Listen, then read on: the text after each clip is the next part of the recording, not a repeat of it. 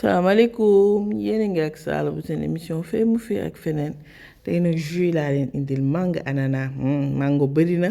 ananas bii nag gis ngeen nu mu rëyee dinaa leen defal dinaa tagee lien bi ci suuf ngeen dugg ci site kooku jënd ko fa tool la fi yor mais ananas mi saf na sàpp ak suukar neex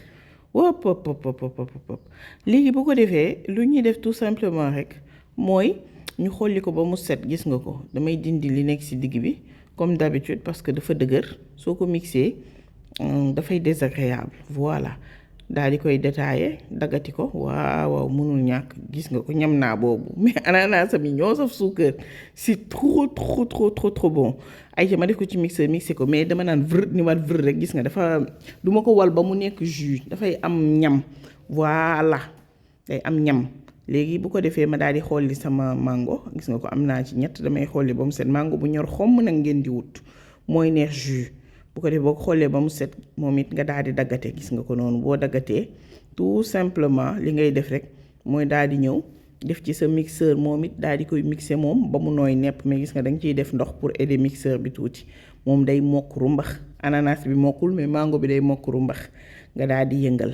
voilà gis ngeen ko nii dafa dang du mën a def jus lu ñuy def tout simplement moo yokk ci ndox gis ngeen ko voilà suñu yokkee ndox ba pare daal di yëngal jus wu ananas bi ki ma jaay ananas moo ma jaay jus bi jus naturel pressé la directement ci ananas lañ ko jëlee ma daal di ko ci sotti def ci tuuti suukar laal tuuti fleur d'orange saa fi jeex na tàkk jus ba pare na mais naturel neex bay bëgg dee ñu daal di yëngal ba mu homogène gis ngeen ko noonu mu ñàkk suñu diggante ak yéen nag ñu daal di leen ciy defal benn petite présentation bu ndaw waaw def ay glaçons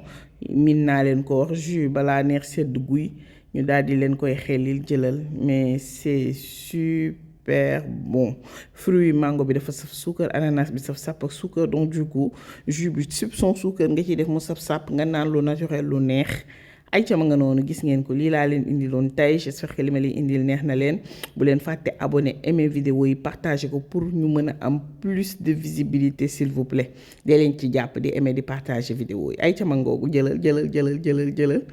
ay ca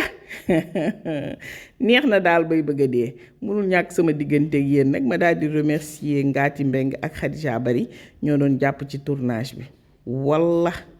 bàyyi leen ak vidéo bi nag ngeen koy consommer gis nga ko nam jongomaa waaye lii taaru na waaye taarkaal la